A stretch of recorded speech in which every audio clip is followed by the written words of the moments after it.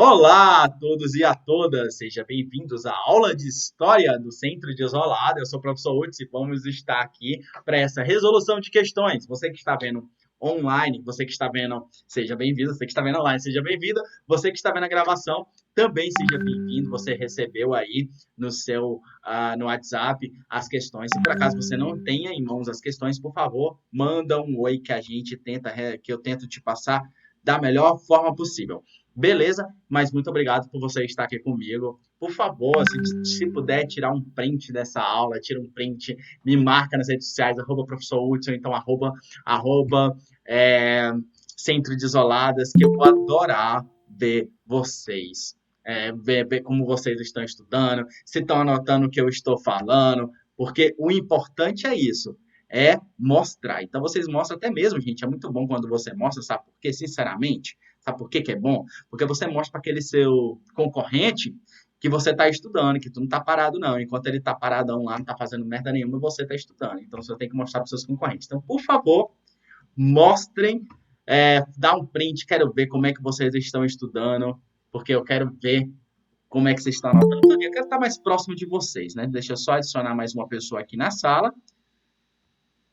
Oi, Ju! Seja bem-vinda. Olá, querido, buenas noches. Buenas noches. Adoro falar espanhol. Tão chique.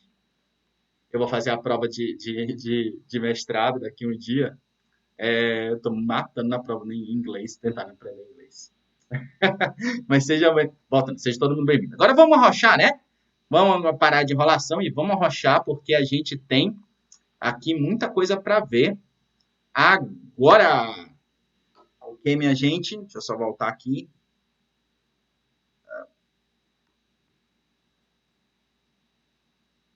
Beleza, então. Então tá tudo ok. Então vamos lá.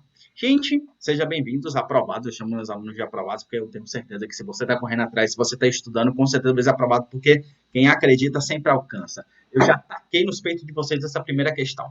Por que questão de Enem, pessoal? Por que a gente está vendo essas questões do Enem?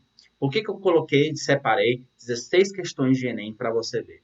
Porque o Enem possui habilidades que você vai utilizar em todo tipo de prova. Não importa se você vai fazer da UF, se você vai fazer da IF, não importa que prova, você vai precisar de habilidades próximas a isso. Interpretação de figura, interpretação de dados, interpretação de textos, contextualizações, senso crítico, são todas as coisas que estão dentro das provas do Enem que necessitam. Então, hoje, eu preferi falar assim, cara, vou colocar só questões do Enem, sabe por quê? Porque são questões razoavelmente complexas. Algumas tá boa, algumas são complexas pra caralho, mas a gente vai destrinchar elas bem aqui para você entender, porque não vai ninguém fica para trás na isolada de história não. Então, não importa se você não vai fazer o Enem ou se você vai fazer o Enem, eu espero que você tenha feito sua inscrição para o Enem, porque a gente vai resolver muitas questões do Enem, porque são as melhores questões de provas de história que tem, porque elas são interdisciplinares, o que eu acho foda, elas exigem conhecimentos além desse decoreba, uma interpretação, e é o que a gente vai desenvolver aqui hoje. Então, qualquer dúvida, professor, eu marquei isso, e eu marquei isso porque eu pensei que era isso. Será que não é essa? Você vai falar para mim e eu vou tentar resolver. Lembrando que você pode me procurar. Com essa, você já está com a lista. Me procure no privado para conversar sobre alguns erros, se você errou, se você não errou. Me procure para a gente conversar, tentar resolver todas essas pendências. Porque às vezes você fala, poxa, professor, mas eu acho que essa questão está correta. Beleza, você falou que é outra, mas não é essa, porque eu fui por esse caminho de mentalidade. Mas aí a gente tenta conversar e eu tento te elucidar melhor essas questões. Ok, vamos lá então. Enem de 2013. É preciso ressaltar que todas as capitanias brasileiras, você já para, capitanias brasileiras, então o cara tá falando do comecinho, tá falando, obviamente, de Brasil colônia. Desde 1530, quando foi formalizado esse modo de administrar a colônia, que são as capitanias. Então, isso já tem que estar dentro da sua mente. Minas era mais urbanizada. Então, você já se conecta e você fala, puxa, eu estou nas capitanias e eu estou falando de ciclo do ouro. Porque Minas Gerais só foi surgir no ciclo do ouro depois das guerras dos Emboabas.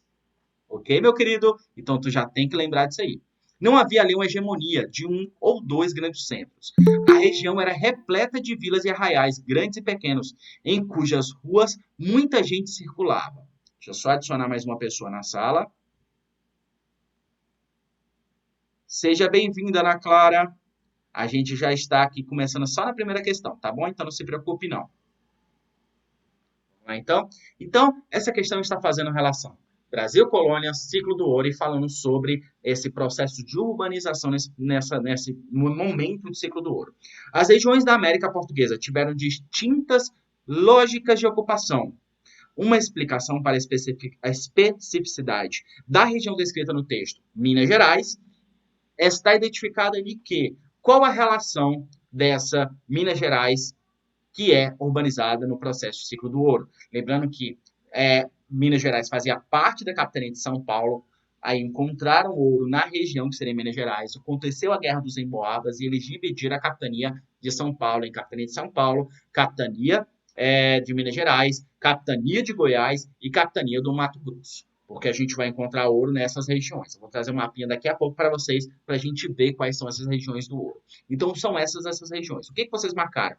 A apropriação cultural diante das influências externas, a formalização, digamos assim, o contexto da urbanização está marcada pela apropriação cultural diante das influências externas? Não, não tem nada a ver com a questão de apropriação cultural, influências externas, não. A urbanização, ela está acontecendo por um motivo, a gente tem que entender a qual.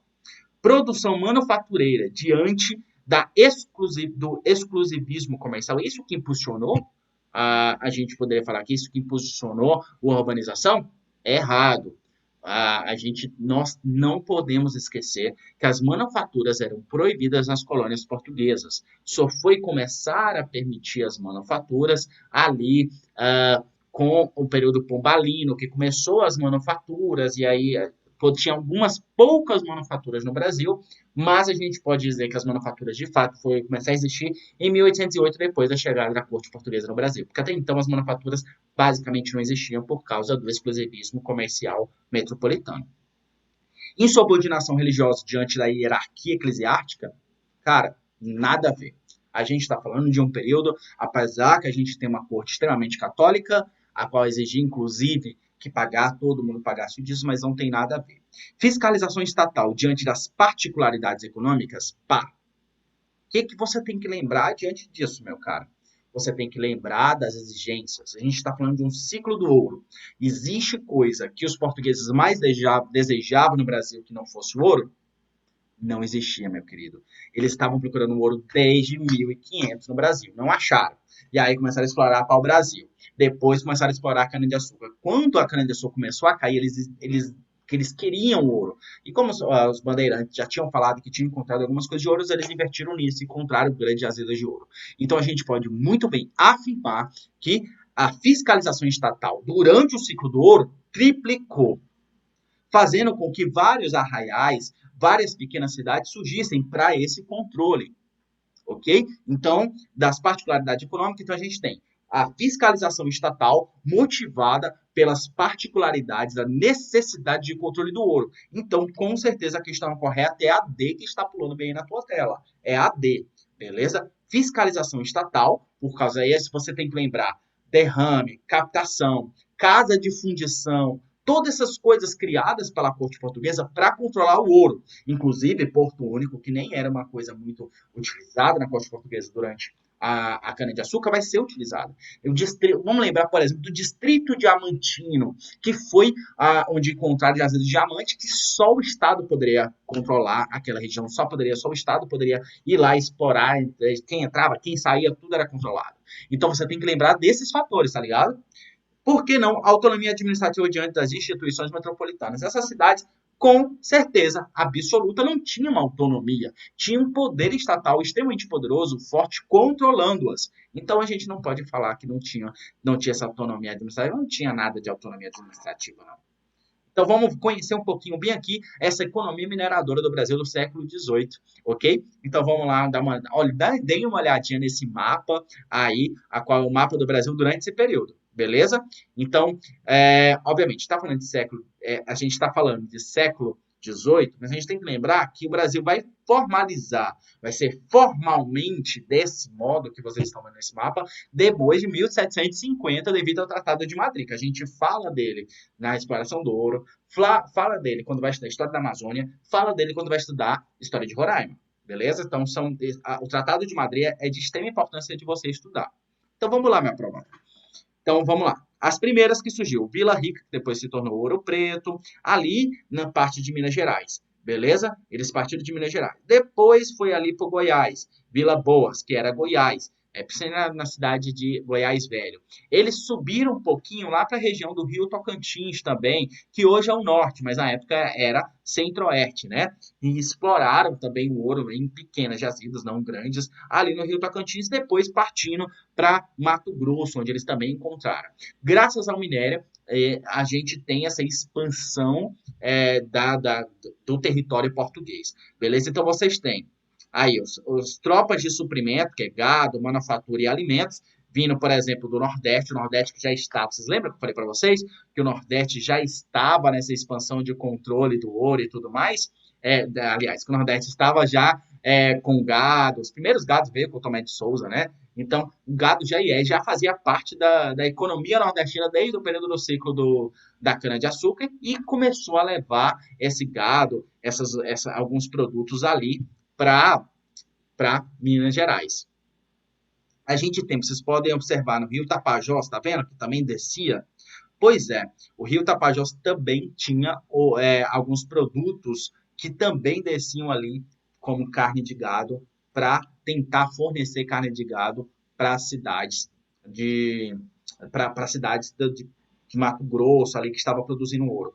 E aí, inclusive, que entra Roraima, porque as primeiras fazendas de gado surgiram durante esse período, porque o gado que era criado ali ao redor de Manaus estava indo aumentou a necessidade e, obviamente, precisava de várias fazendas para produzir. E aí entra as primeiras fazendas de gados de Roraima. Beleza? Então você pode perceber que a gente encontrou presente no centro-oeste, no sudeste, um pouquinho ali mais próximo da Bahia, ali onde hoje também é Rio Grande do Sul, onde é Santa Catarina e também onde é São Paulo. Então, uma região bastante ampla, mas principalmente em Minas Gerais, Goiás e Mato Grosso, que são as principais capitanias de produção de ouro do século XVIII.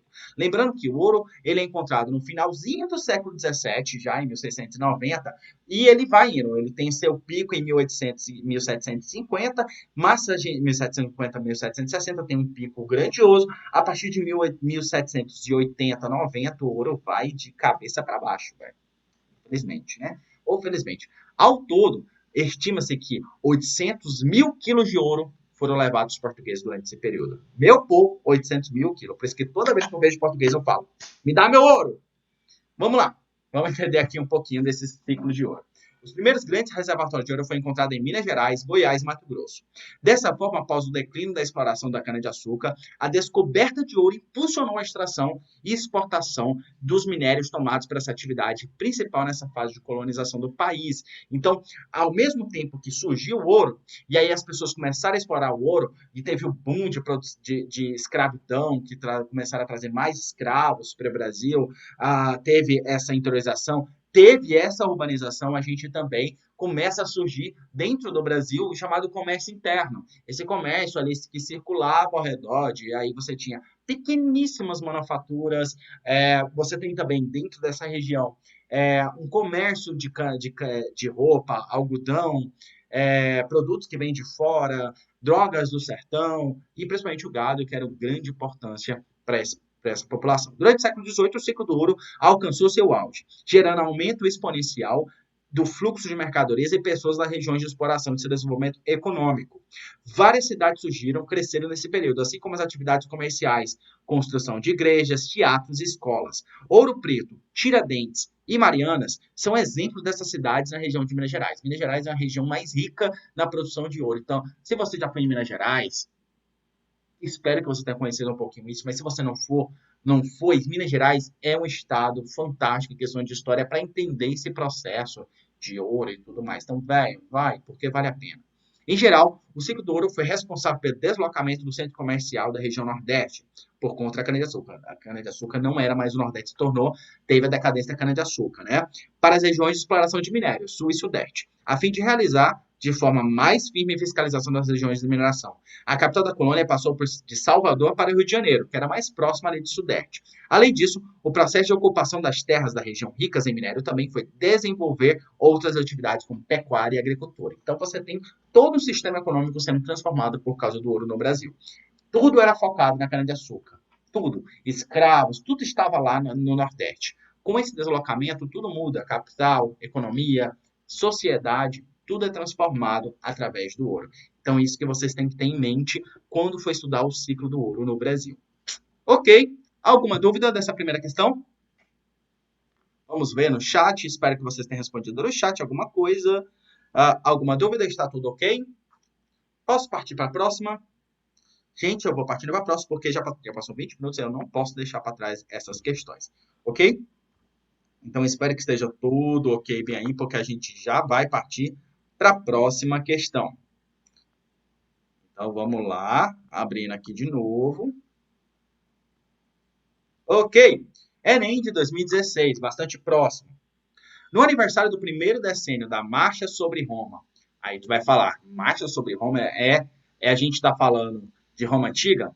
Não é. Em outubro de 1932, período entre guerras, ascensão do fascismo, ascensão do nazismo. Mussolini irá inaugurar sua Vila del Impero e nova via sacra do fascismo, ornada com estátuas de César, Augusto, Trajano, servirá ao culto dos antigos e à glória do Império Romano e do espaço comemorativo do ufanismo italiano.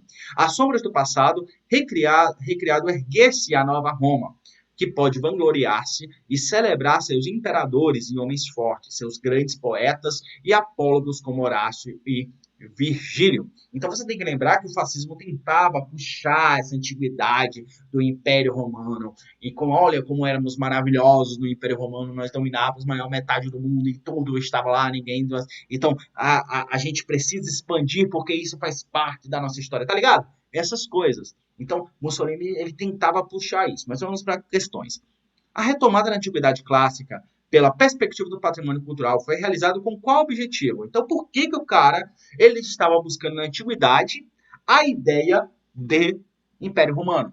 Tinha a ver? Ele se achava, ele falava, gente, eu sou um imperador romano, viu? Não, ele não falava. Ele não falava isso. A gente tem que lembrar que nesse período a Itália era uma monarquia constitucional parlamentar. Apesar que Mussolini toma todo o poder para ele, todo o poder. O rei fica lá jogado às traças. E o rei não consegue mais fazer nada. Então, apesar disso, era uma monarquia. Ele não queria ser imperador, mas ele evocava isso. Por quê? Vamos lá então. Afirmar o ideário cristão para reconquistar a grandeza perdida? Olha aí, ele colocou a estátua de César, Augusto e Trajano. Esses são imperadores cristãos? Não são. Então ele não tem nenhuma relação com essa grandiosidade cristã. Até porque, quando Roma adota o cristianismo, o Roma já está em declínio de poder. Então não, minha gente. Utilizar os vestígios restaurados para justificar o regime político? Olha aí, utilizar os vestígios restaurados. Ele está restaurando esse ideal. Seria para justificar o regime político? Já é uma questão que você vai falar, poxa, olha aí, tem uma coisa boa nessa. Difundir os saberes ancestrais para moralizar os costumes sociais? Meu Deus, não mesmo. Ele não tinha nenhum papel disso. Tudo na política tem intenção, minha gente. Tudo. Você quer saber mais de política? Leia O Príncipe de Maquiavel. O cara, ele foi foda nessa explicação de o que é política. Então, a gente pode muito bem afirmar que não tem nada a ver, não tinha difundir saberes ancestrais, não. Até porque a galera já sabia, ó. Roma é um sítio arqueológico a céu aberto. Então, não. Refazer o urbanismo clássico para favorecer a participação política? Com certeza não. Também não tem nada a ver essa questão de urbanismo clássico. Antiguidade clássica, você poderia até confundir, mas, por favor, não tem nada a ver. Recompor a organização republicana para fortalecer a administração estatal? Olha aí, tu ia falar, caralho, velho. Mas a gente tem que lembrar que ele não está fazendo uma alusão ao período da República de Roma. Ele está fazendo um período império. E a gente tem que lembrar que Roma é dividida em monarquia, república e império. Então não tem nada, ele está fazendo uma questão de império. Via del impero.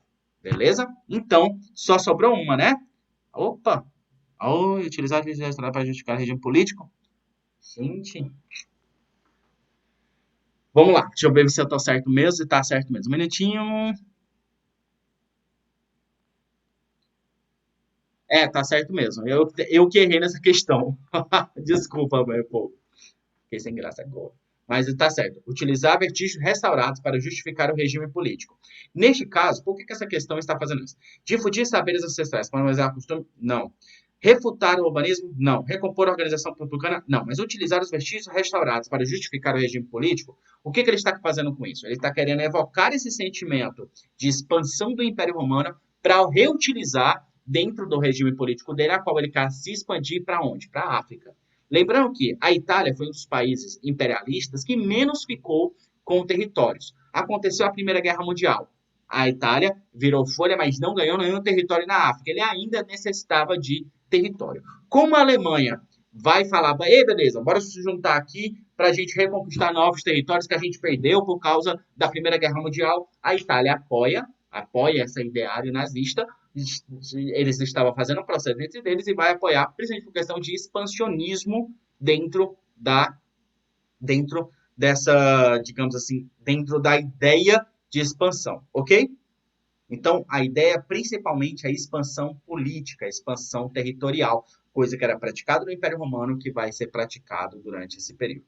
Vamos lá. O que foi a Marcha sobre Roma, que é o que a questão estava falando justamente? Em outubro de 1922, durante o congresso do Partido Fascista realizado em Nápoles, deixa eu dar uma olhada aqui que alguém mandou mensagem. Foi alguém daqui, gente? Não, né? Beleza. Então, vamos lá. Então, em outubro de 1922, durante o congresso do Partido Fascista realizado em Nápoles, Mussolini anunciou a marcha sobre Roma. Tem 1920, lembrando que ele vai fazer em 1932. Dirigiu-se à capital italiana. Em Pontes, o rei Vítor Emanuel III convidou o líder fascista Benedito Mussolini para formar o ministério.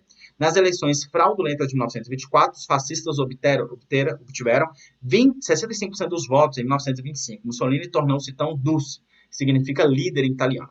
Ele se tornou líder de quê? Do parlamento. Ok? Mussolini começou a implantar seu programa, acabou com as liberdades individuais, fechou e censurou jornais, anulou o poder do Senado e da Câmara dos Deputados, criou a polícia política responsável pela repressão. Olha, todas essas questões é característico do fascismo. Então, se perguntar, professor, o que é característico do fascismo? Fechar Congresso, isso é uma coisa base, acabar com liberdade, base, censurar jornais, base, anular o poder do Senado, acabar com essas liberdades individuais, acabar com a democracia. O fascismo, ele é contra a democracia. Só que a visão deles, eles são contra a democracia por algo bom. Beleza? Que nesse caso é proteger o país, valorizar o país, porque a gente está falando de ideários ultranacionalistas. Aos poucos foi instalado o regime ditatorial. O governo manteve as aparências de monarquia parlamentaristas, mas Mussolini detinha todos os poderes. O rei ainda estava lá, ainda tinha um certo parlamento, mas sem poderes algum. Quem mandava era o Mussolini. Até porque qualquer um que falasse contra ele era morto, porque você tinha uma polícia política. Essa polícia política era armada, totalmente fiel ao fascismo italiano. Lembrando que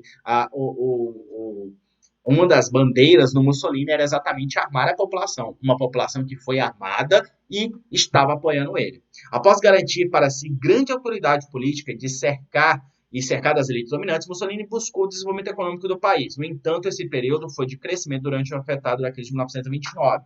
Então, durante a crise de 1929, o Mussolini teve vários problemas ali dentro do país por causa da crise da Bolsa de Valores de 29. No entanto, a gente tem que lembrar que, ao mesmo tempo que economicamente a Itália estava ferrada por causa da crise da Bolsa de 29, nós temos a questão dessa propaganda antiliberal, uma propaganda anticapitalista, uma propaganda anti-Estados Unidos formados a partir da crise da Bolsa de Valores de 29, o que favoreceu tanto o nazismo quanto o fascismo. Nazismo e fascismo. Hoje eu trouxe esse meme bem aqui para vocês, é um pouquinho antigo. Eu coloquei no meu slide uma vez. Itália fascista e Império Romano. Um gatinho que era a Itália fascista, a gente tem que lembrar que a Itália de Mussolini, ela teve digamos assim, um desenvolvimento pífio na guerra, o tempo todo sendo controlado, sendo ajudado pela Alemanha. Só que elas se viam como Império Romano, eles queriam se ver como Império Romano. E a gente não pode esquecer, era uma coisa evocada 24 horas pelo Mussolini. Essa questão de buscar o Império Romano, até mesmo alguns insígnias do Império Romano foram utilizados em busca de tentar encontrar dentro dessa figura de expansionismo do Império Romano um viés político para ele. Alguma dúvida, gente? Alguma dúvida nessa questão? Todo mundo aqui ainda? Pode ligar aqui, minha gente.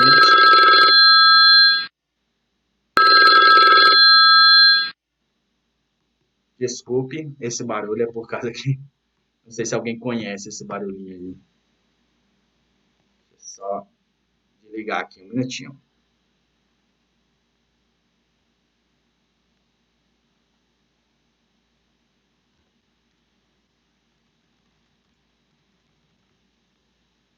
Voltando, meu povo. Então, gente, já que ninguém tem dúvidas, vamos seguir em frente, ok? Partindo para frente. Pergunta número 3. É hoje a nossa festa nacional. O Brasil inteiro da capital do Império, a mais remota e significante de suas aldeolas, congrega-se unanimamente para comemorar o dia que tirou de dentro das nações dependentes para colocá-la entre as nações soberanas e entregou-lhes seus destinos, até que então haviam ficado a cargo de um povo estranho. Isso foi a Gazeta de Notícias do dia 7 de setembro de 1883. 7 de setembro comemora-se o quê? O Dia da Independência do Brasil. As festividades entre a independência do Brasil marcam no nosso calendário desde os anos imediatamente posteriores ao setembro de 1922. Essa comemoração está diretamente relacionada com... E aqui, a gente tem, durante o período do primeiro reinado, a gente tem várias comemorações. A gente é comemorado o 7 de setembro, mas principalmente a entronização de Dom Pedro, quando ele se torna imperador, de fato, também é comemorado durante o primeiro império também. Beleza? Mas é só aí uma dica, porque se cair, era só o dia da independência que era proclamado, que era comemorado, não. Lembrando que, por que a gente comemora o 7 de setembro? É uma coisa que você tem que pensar. Por que desde o começo da nossa história não comemoramos nossa independência? Porque todo o país comemora a sua independência. Você tem que fazer esse senso crítico. Beleza, nossa forma de comemorar 7 de setembro é muito diferente como os outros comemoram sua independência. Se você pegar os Estados Unidos, eles fazem festa, em casa e tudo mais, a gente não. Quem não está dormindo, está desfilando ali na avenida lá da escola. Mas, né, quem ainda está aí na escola, mas você tem essas duas visões diferentes, né? Tem dois tipos diferentes. Então, mas por que a gente tem que comemorar o 7 de setembro? Construção e manutenção de símbolos para a formação de uma identidade nacional, tu vai falar, poxa, construção. A gente está sempre falando de 7 de setembro. Vocês viram no meu Instagram mesmo, eu falei de 7 de setembro, falei da importância de 7 de setembro, então a gente está nessa construção, 24 horas. A nossa identidade ainda está sendo construída. E símbolos nacionais, quais são os símbolos nacionais que a gente evoca nesse 7 de setembro? Liberdade, a figura de Dom Pedro, Leopoldina, a bandeira nacional, tudo isso são símbolos nacionais. Para a formação de uma identidade nacional, com certeza. É tipo você. O que comprova que você nasceu, que você existe? Sua certidão de identidade, né? Você não comemora sua certidão de nascimento, aliás. Você não comemora seu aniversário? Pois é, a mesma moda, a mesma ideia de comemorar seu aniversário, como sua identidade, você fala, epa, olha aí, tô fazendo mais um ano, que legal, bora festejar isso? É a mesma ideia de comemorar o 7 de setembro. Então é uma formação, uma construção e uma manutenção de símbolos nacionais para integrar, para fortalecer a identidade nacional. B. O domínio da elite brasileira sobre os principais cargos políticos que se efetivou logo após 1822, a elite brasileira que queria esses cargos políticos. A gente comemora isso? A gente pode até falar que a independência manteve a elite brasileira no poder, manteve esses cargos políticos para a elite brasileira. Mas a gente comemora, a gente festeja no 7 de setembro isso? É por isso que a gente festeja o 7 de setembro? Não, não é. B. C. Os interesses senhores das terras que, após a independência, exigiu a abolição da escravidão. É errado. Eles muito pelo contrário, a, a, a independência, da forma que ela foi apoiada pela elite porque a elite estava ali mantendo a escravidão como um sistema de trabalho vigente. Não podemos esquecer disso. D. Apoio popular às medidas tomadas pelo governo imperial para expulsar os estrangeiros do país. Ele queria fazer isso? Não. Tanto que Dom Pedro I foi obrigado a abdicar do trono porque o cara queria favorecer os portugueses, né? Rei imperador português, favorecer português, né? A consciência da população sobre seus direitos adquiridos posteriormente à transferência da corte para o Rio de Janeiro? Não, nada a ver. A gente não comemora o dia a chegada da corte portuguesa no Brasil. Não comemora, a gente comemora a independência da corte portuguesa. Então só pode ser a construção e manutenção dos símbolos para a formação de uma identidade nacional, que é o que a gente comemora no 7 de setembro. Esse fortalecimento, essa intenção de identidade nacional. Por quê? Vamos lá. Eu trouxe esse pequeno texto que fala sobre a identidade nacional, que é o que está focado aqui. Vamos lá. A identidade nacional foi decorrente de um processo de construção histórica, como diversos outros saberes, países. Por exemplo, se foca muito em história do Brasil. Você pode pegar lá a lista de questões de tanto da federal quanto da estadual, você vai perceber que a boa parte do conteúdo é história do Brasil. Por quê? Porque a gente precisa entender nosso próprio contexto histórico. Precisamos entender a nossa própria história. Por isso que cai tanta história do Brasil em qualquer prova que você vai fazer. Apesar de ser iniciado no início de 1822, o processo de constituição da identidade nacional ganhou um impulso maior após a década de 1930, quando Getúlio Vargas chegou ao poder. Lembra qual a principal característica de Getúlio Vargas? Nacionalismo. Ele invocava essa ideia de nação e tentou construir todos os ideários, esse ideário de nação que nós temos, de brasileiro, porque vai ser focado. A República, esse começo da República, esqueceu isso. Com Getúlio Vargas, a ideia de poder, a ideia de nação, patriotismo foi criada. A partir disso, pode-se perceber que a construção da identidade, para além de um processo cultural, era também um processo político. Essa concepção de identidade nacional, essa concepção de nacionalismo, essa concepção de patriotismo, sempre será usada como viés político. Getúlio Vargas utilizou isso, todos os outros vão utilizar isso. Vamos pegar, por exemplo, o regime do cívico-militar, o regime militar. Qual era um do Médici, por exemplo? Brasil, ame-o ou deixe-o. Tá ligado? Então, isso é nacionalismo, isso é patriotismo. Então, sempre vai utilizar esses pensamentos. Lembrando que, por exemplo, se não me engano, até 1995, as eleições eram 7 de setembro. Sempre acontecendo em 7 de setembro as eleições. Depois que vão modificar isso, tentando evocar esse sentimento de identidade nacional, de liberdade, de voto e tudo mais. Os esforços para se constituir a identidade brasileira, que também é chamada de brasilidade, estão ligados à necessidade de uma coesão social que acompanha a existência de um Estado que administre o território nacional. O Brasil é um país gigante, então necessita que todo esse território esteja acompanhado pelo poder estatal. Precisa que todo mundo nesse território se sinta brasileiro, porque todo mundo está nesse território. Vocês estão me entendendo? Então, por isso a utilização desses símbolos nacionais, esse patriotismo. Dessa forma, a manutenção de uma máquina administrativa comum e a todo o território nacional foi o primeiro passo para a construção da identidade nacional. Ok, cara? Na boa. Tira esse print, meu querido, dessa parte aqui. Tira o print, porque tá muito bem explicado. Esse textinho tá muito bem feito. Então, tira esse print para você anotar, para você lembrar, para você não esquecer disso em hipótese alguma. Aqui eu trago uma questão muito comum que a galera da minha sala, da minha aula, né, vai lembrar, e eu queria muito que vocês lembrassem disso aqui. Vocês lembram disso, gente? A bandeira do Brasil Império, que é a primeira bandeira do Brasil, vocês podem perceber que ela mantém principalmente as suas cores, o verde e o amarelo. Mas o que significa o verde? O verde, a gente escuta, verde representa as florestas.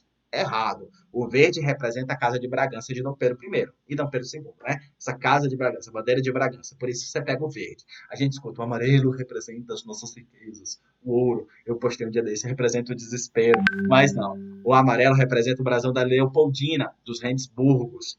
Beleza? Então, por isso, essa parte amarela. Mas a gente tem os outros símbolos que desapareceram com a proclamação da República, que é a coroa imperial, a Ordem da Cruz, a esfera que fala sobre esse expansionismo. Você também tem ali alguns símbolos de próprio Portugal, o escudo do tipo inglês, que também é utilizado, e você tem os ramos de café e tabaco, que eram os principais utilizados nesse período, ok?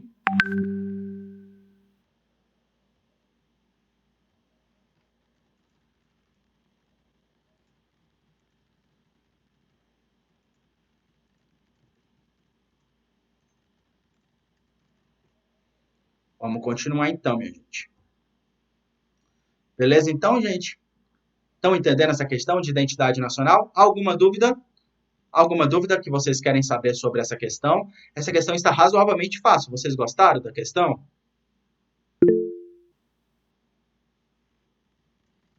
Alguma dúvida? Vamos lá ver aqui. Tudo ok. Vitória Matos colocou tudo ok. Alguém mais?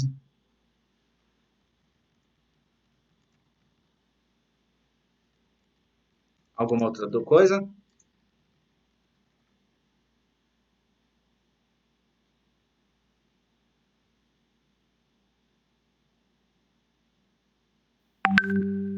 Vou esperar. Mais alguma coisa?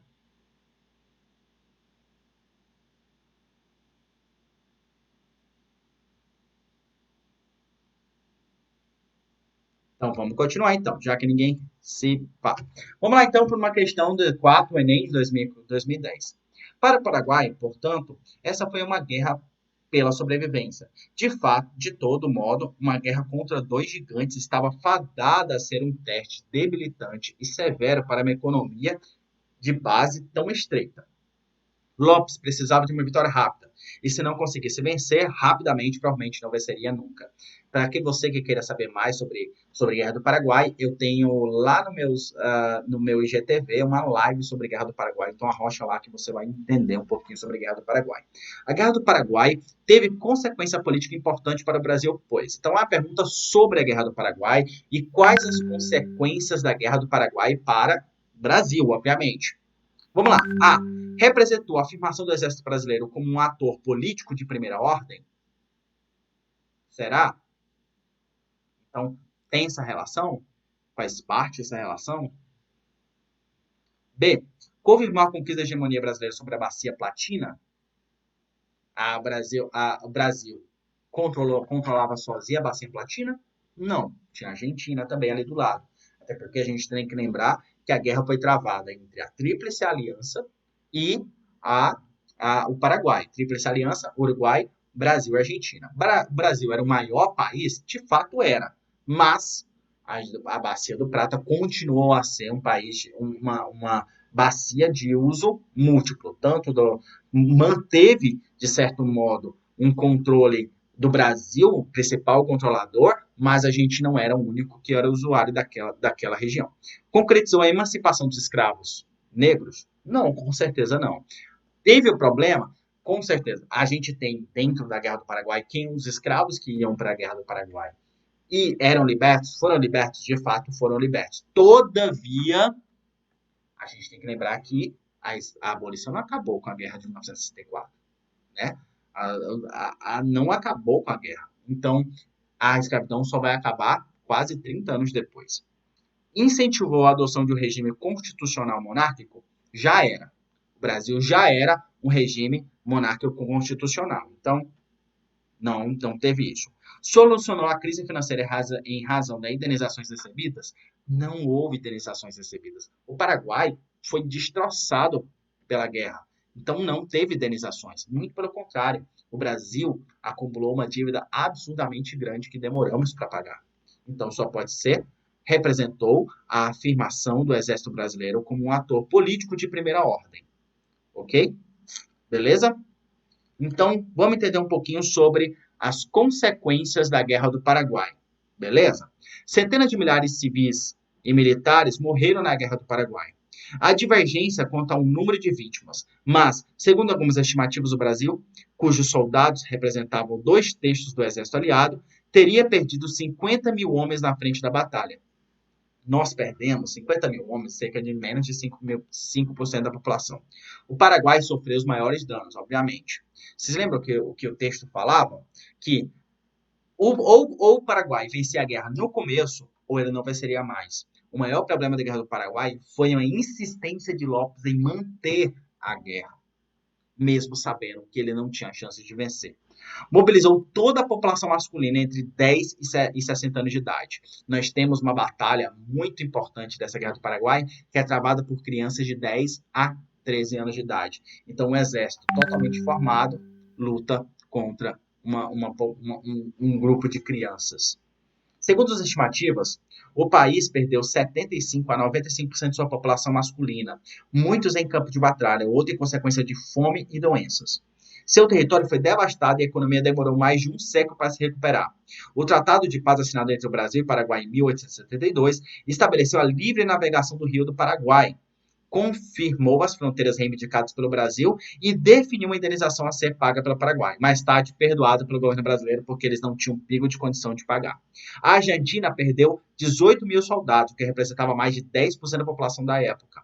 O Uruguai, por sua vez, tem uma participação muito pequena no enfrentamento militar, com poucas perdas econômicas e humanas, apesar de seu papel central no desencadeamento da guerra. Embora o Brasil tenha tido vantagens no Tratado de Paz do Paraguai, o conflito também trouxe consequências negativas. Para arcar com as despesas da guerra, o país teve que, obviamente, pegar empréstimo da Inglaterra, o que demorou a ser pago. Além disso, as campanhas de abolição da escravatura se fortaleceram, e em vez que muitos escravos e ex-escravos morreram no campo de batalha para defender o Brasil. O exército valorizado ficou extremamente mais forte e assumiu as convicções republicanas e passou a fazer oposição a Dom Pedro II. A gente tem que lembrar que o mesmo exército que foi ovacionado por ter ganhado a Guerra do Paraguai foi o mesmo exército que deu o golpe da República. Então você percebe que o exército se torna um poder extremamente político após a Guerra do Paraguai. O Dom Pedro não favoreceu, obviamente houve todas as glórias do Império, mas não começou a não favorecer muito depois da Guerra do Paraguai o exército. Começou a não dar algumas vantagens, dar privilégios, né, para esse exército. O exército fica tão puto e começa a criar dentro do exército, dentro das escolas do exército, esse pensamento republicano. E são eles que vão criar a primeira ditadura militar do Brasil, que é a ditadura da espada, ou República da Espada, Marechal Deodoro da Fonseca e depois Floriano Peixoto. Ok? Então aqui eu trouxe uma mapinha bonitinha para vocês da Guerra do Paraguai, questões do prato. Então traz o início da guerra, 1864, e aí você vai resultados, tríplice aliança contra o Paraguai. A Guerra do Paraguai ela começa em 65, devido ao navio Marquês de Olinto que foi pego. E aí tá toda essa explicação muito bem feita sobre a Guerra do Paraguai. Ok? Alguma dúvida, gente? Alguém quer comentar alguma coisa dessa questão?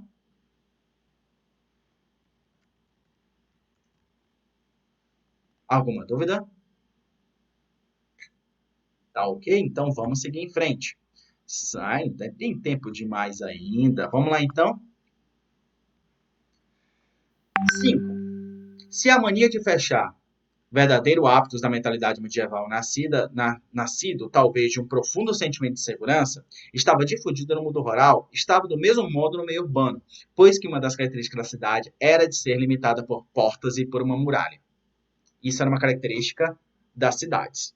Beleza? A prática de uso das muralhas sofreram importantes mudanças no final da Idade Média, quando eles assumiram a função de pontos de passagem ou portiços. Este processo está direcionado a quê? Então a pergunta é: por que as cidades medievais da Baixa Idade Média, ou então ali no final, ou seja, final da Idade Média, a Idade Média é dividida em Alta Idade Média, que tem esse processo de ruralização, e a Baixa Idade Média, que é um processo de urbanização.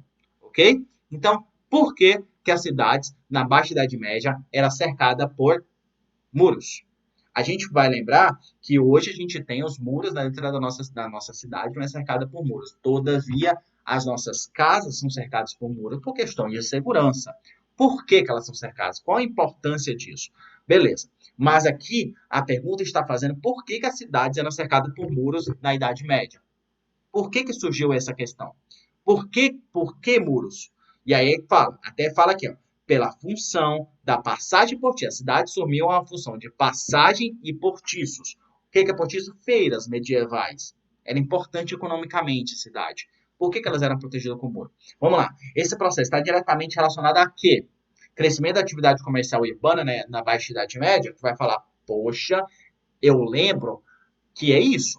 Uma das características da Baixa Idade Média é crescimento demográfico, crescimento econômico e crescimento das cidades, ressurgir nas cidades. Então, isso é uma característica da Baixa Idade Média que você não pode esquecer. Daqui a pouco eu vou ver mais.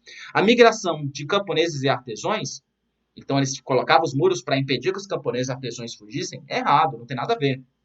Expansão de parques industriais e fabris completamente descontextualizados. Não existia fábricas nessa época, não existiam indústrias nessa época. Você tinha manufaturas.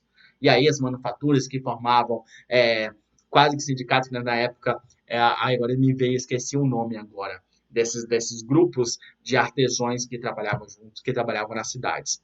O aumento de número de castelos e feudos? Não, muito pelo contrário. Dentro da Baixa Idade Média, você tem a diminuição de feudos e de castelos. Contenção de epidemias e doenças? Ao contrário, as doenças se alastravam facilmente dentro das cidades com muro ou sem muro. Tanto que nas guerras medievais da Baixa Idade Média, eles pegavam pessoas doentes, os corpos, e jogavam por cima dos muros. Então, só pode ser uma mesmo, o crescimento da atividade comercial e urbana. Então, vamos para as características, o que a Baixa Idade Média transformou o mundo, a Europa nesse período. O que modificou? Vamos lá. A Europa passou por muitas mudanças entre o século XI, ou seja, a partir do ano 1000, até o século XV. Durante esses anos, ocorreram diversas transformações da Baixa Idade Média. Como? Quais foram? Primeiro, olha aí, crescimento populacional. A organização do feudo permitiu maior concentração e aumento de famílias nobres e camponesas. Esses feudos começaram a crescer bem ali a partir do ano 1000, por causa de desenvolver economicamente, tinha muita comida e os feudos começaram a crescer. Com muita gente, a gente tem as cruzadas. Vocês lembram que eu falei? As cruzadas é exatamente para tentar resolver esse crescimento demográfico. No entanto, com as cruzadas, vai melhorar as condições financeiras e começa a formar cidades. Melhorias agrícolas. Desenvolveu-se conhecimento sobre animais de tração, preparação do solo, sistema de rotação trienal e mudanças climáticas para otimizar as plantações. Lembra as ideias de idade das trevas, aurora, idade das trevas, idade média. Gente, fecha isso aqui. Olha o desenvolvimento que teve, principalmente na agricultura na Idade Média. Então não existe essa questão de que a Idade Média não tinha razão. É uma mentira criada por iluministas. Os caras, eles achavam que era fodão. Então daqui a pouco a gente tem uma questão sobre isso. Então não tem nada a ver. Renascimento urbano e comercial, com maior produtividade e possível comercializar o que os feudos não utilizavam mais, incentivando a formação de feiras e criação de burgos. As cidades na época eram chamadas de burgos. Por isso que quem morava na cidade eram os burgueses, exatamente, minha gente. Os burgueses era quem morava na cidade. E esses burgueses foram as primeiras formações. Os burgueses, eles nascem durante a Baixa Idade Média. Cruzadas. A igreja liderada expedições militares contra o avanço dos muçulmanos nas rotas comerciais, buscando evitar a tomada do Santo Sepulcro de Jerusalém. Então, o medo dos muçulmanos tomarem Jerusalém e aí destruírem as coisas de Jesus, os cristãos, a igreja começou a mandar as cruzadas, que depois se tornou muito mais comercial do que necessariamente sagradas, né? Tanto que teve vários grupos religiosos, como os templários, que ficaram extremamente ricos, extremamente poderosos, a ponto de depois a igreja condená-los à fogueira. Ok? Então você tem essas visões. Então, não se esqueçam dessas características quando pensar a Baixa Idade Média, porque elas são essenciais para você entender essa Baixa Idade Média. Olha aqui como é que eram as cidades. Então você tem, do lado de fora dos muros, como você está vendo, você tem as plantações, né? Dentro dos muros você tem as casas da maioria dos nobres, a galera mais riquinha, e é onde acontecia de fato o comércio da cidade. Então você pode assistir isso, vendo Vikings, se não me engano, na terceira, quarta temporada, mostra o sítio de Paris, que era uma cidade rodeada de muro. Então tem várias séries que mostram essa cidade sempre com muros, para proteção mesmo dessa riqueza que está lá dentro. Beleza? Alguma dúvida, gente? Vocês gostariam que eu respondesse alguma coisa? Eram as corporações de ofício, o grupo de artesãos, isso, corporação de ofício. E você também tinha... tem a corporação de ofício, que é uma das principais, mas eu estou tentando lembrar um nome em latim, cara. Deixa eu só pesquisar aqui, porque tem um...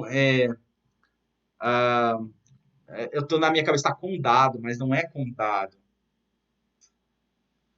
Depois eu passo para vocês. É um nome em latim, muito utilizado no RPG. Ana Clara, você tá certo, viu? Você tá certa, viu? Era as corporações mesmo. Mas tem um nome, inclusive, em latim para isso. Também. Ok? Então, vamos seguir em frente. Alguma outra dúvida?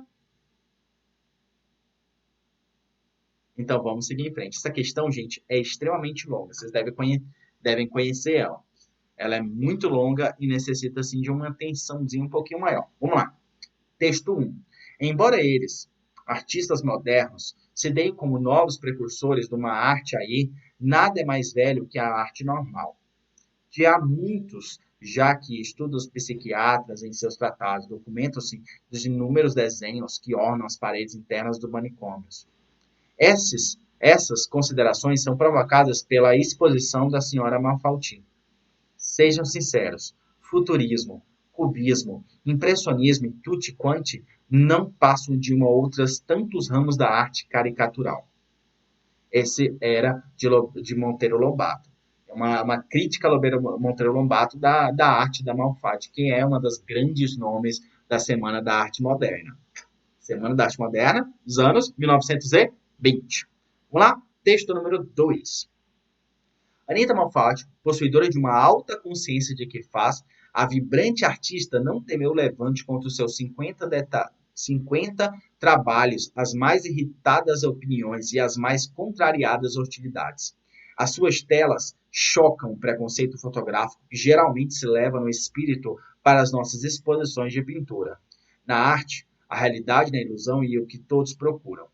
E os naturalistas mais perfeitos são os que melhor conseguem iludir. Isso aí foi o Otto Andrade que falou sobre a exposição de Anita Malfatti, que é uma das grandes artistas da Semana da Arte Moderna. Olha aqui, esse é o Amante Amarelo. Olhe sobre tela. Ok? Isso é uma arte dela.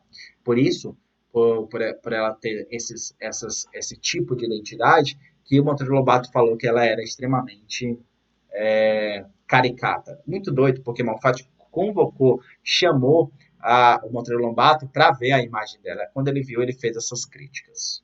Vamos lá. A análise dos documentos apresentados demonstra que o cenário artístico brasileiro no primeiro quartel do século XX era caracterizado pelo... Ok? Então, qual a característica da arte moderna no começo do século XX? Domínio do academicismo, que dificultava a recepção de vertentes realistas da obra de Anita Malfatti. Dissonância entre as vertentes artísticas que divergiam sobre a validade do modelo artístico europeu. Será isso? Primeiro, domínio do academicismo? Não. A Anita Malfatti ela não seguia esse academicismo, que era muito mais clássico. Então, ela seguia outros contextos artísticos. Então, por isso que você não pode marcar a primeira. Por que não a B? Porque o movimento de arte moderna ela tem uma ligação com movimentos artísticos mais modernos da Europa. Ele não está fazendo essa dissociação, ela não nega essas vertentes artísticas, mas ela tem uma outra ideia. Exaltação da beleza e da rigidez da forma, que justificava a adaptação estética europeia à realidade brasileira. Olha aí, é uma questão que você tem que mostrar com bastante agilidade. Vamos deixar essa questão aqui para depois. Impacto de novas linguagens estéticas que alteravam o conceito de arte e estabeleciam a busca de uma produção artística nacional. Outra questão que você tem que lembrar. Gente, uma das ideias da Semana da Arte Moderna era a construção de uma identidade nacional também, de uma arte nacional. Eles buscavam na Europa seus ideais e tentavam aplicar no Brasil, ok? Influência do movimento artístico europeu na vanguarda, que levam os modernistas a copiarem suas técnicas e temáticas, eles apenas copiavam. Então a questão correta é a D. Impacto de novas linguagens estéticas que alteravam o conceito de arte e estabeleciam a busca de uma produção artística nacional. Eles pegaram o conceito de arte europeu e empregavam no Brasil. Por que não a C, que eu falei para vocês? Essa exaltação da beleza e da rigidez da forma. Não tinha isso. Era uma das maiores características da Semana da Arte Moderna, é o conceito de liberdade do artista, cubismo, modernismo, que pegavam e misturavam acabava com essa concepção de forma. É uma das concepções dentro. Você pega várias obras, daqui a pouco a gente vai ver algumas obras dessa Semana da Arte Moderna, você vai perceber que eles não seguiam uma forma, não tinha essa questão de exaltação da beleza. A exaltação da beleza é romantismo. Essa rígida forma é classismo. Essa questão mais clássica não tinha. Eram questões mais modernas. O que mais tinha de moderno na época era o que implantado, só que principalmente tentando buscar uma produção de artistas nacionais. Artistas que, mesmo que pegasse lá da Europa, faziam arte brasileira. Características da Semana da Arte Moderna. Uma vez que o intuito principal dos artistas era chocar o público e trazer à tona outras maneiras de sentir, ver e fluir a arte. As características desse momento foram. Então, qual era a ideia da Semana da Arte Moderna? Chocar as pessoas mesmo. A ideia era chocar. Mudar essa arte clássica brasileira até 1920. A arte era clássica, completamente clássica. Vai em Manaus, veja os palácios construídos nesse período. São totalmente clássicos, aquelas pinturas clássicas, a arquitetura clássica. A arte moderna de 1920, lá em São Paulo, era romper com isso. Então, qual era a ideia? A ausência de formalismo. Essa forma não tem. Então, você pode desenhar o corpo de alguém de várias formas diferentes. Ruptura com o academicismo e o tradicionalismo. Então, qualquer um poderia ser artista. Crítica do modelo parnasiano, esse modelo europeu de Belle Époque, era fazer uma crítica. Influência de vanguardistas, artistas europeus como futurismo, cubismo, dadaísmo, surrealismo, expressionismo, que estava em foco na Europa, que vai vir para o Brasil. Valorização da identidade cultural brasileira. Eles vão tentar pintar o Brasil, e aí vão trazer pinturas, arte, literatura que critica as questões problemas, mas também exalte o Brasil em determinadas coisas. Fusão de influências externas e elementos brasileiros, experimentos estéticos, liberdade de expressão, aproximação de linguagem oral com utilização da linguagem coloquial e vulgar, temáticas nacionalistas e cotidianas. Então, tudo isso vai ser focado nas características da Semana da Arte Moderna. Tira o print disso, meu querido. Vamos lá, contexto. Aqui é um pequeno mapa mental e algumas. Por exemplo, a mais famosa é a Tarsila de Amaral, o Abapuru, que é, inclusive, um quadro de brasileiros mais caro do mundo. O quadro brasileiro mais caro é o Abapuru. Então, olha lá. Tem uma forma? Não tem forma. Você pode perceber que é todo deformado. Olha aí, Anitta. Né? Então, você tem, dentro da Semana da Arte Moderna, algo extremamente que tentava modificar essa arte. Tentava modificar e tentava trazer algo novo para essa arte. Ok? Alguma dúvida sobre essa questão, gente? Alguma coisa que vocês gostariam de perguntar? Eu queria chegar pelo menos a 7, então eu vou me estender um pouquinho, mas a gente vai entender a 7. Combinado? Vamos seguir em frente, então.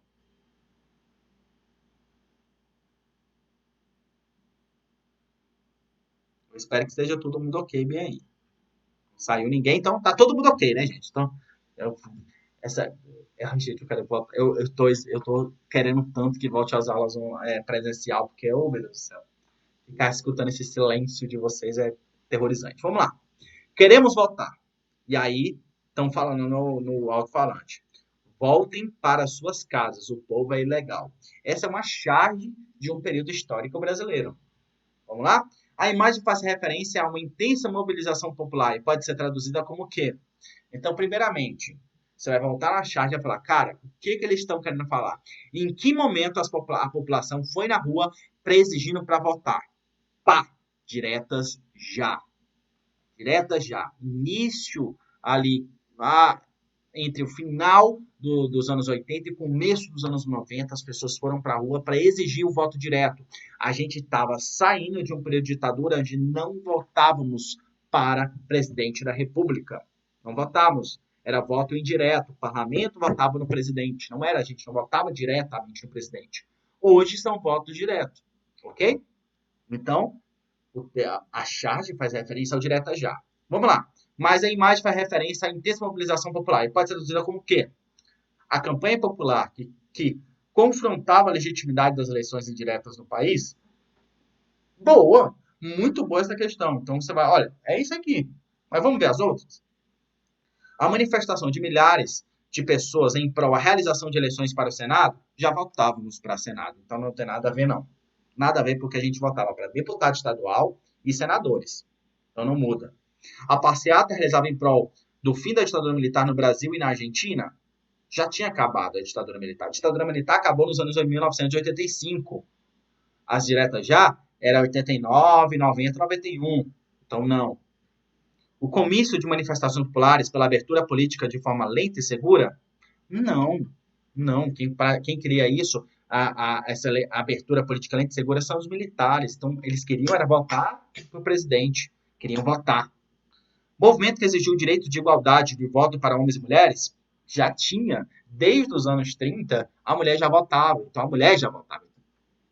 Só sobrando, obviamente, uma campanha popular que confrontava a legitimidade das eleições indiretas do Brasil. Então, essas populações que foram para as ruas para o direta já, estavam falando, ei, meu povo, o cara que está governando aí não foi eleito por mim.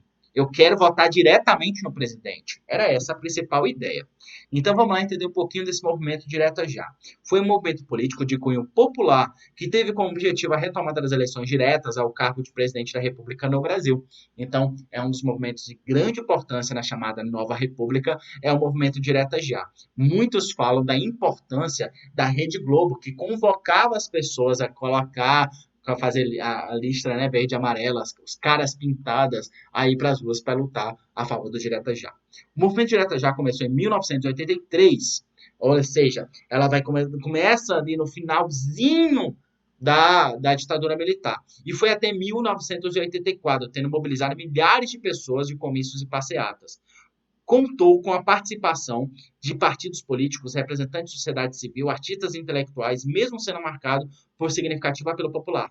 O processo de eleições diretas já ocorreu em 1989, ou seja, 29 anos depois da escolha do último presidente, no dia 3 de outubro de 1960, que foi a escolha do último presidente. Então, desde 1960 até 1989, ninguém tinha votado, minha gente. Então, durou 29 anos.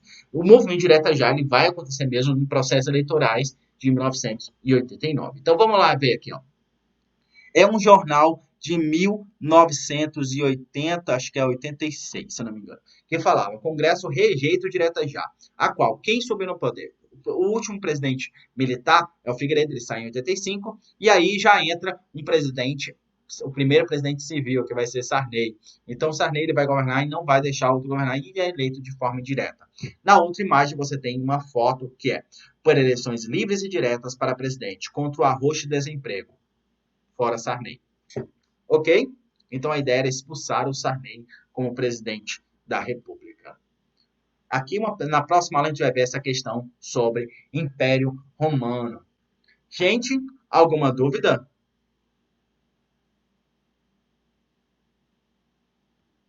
Eu vou encerrar aqui a aula gravada, rapidão. Então, a gente se vê, pessoal, aqui que está vendo a aula gravada. A gente se vê na próxima aula, só seguindo o link da frente, ok? Um abraço e até mais.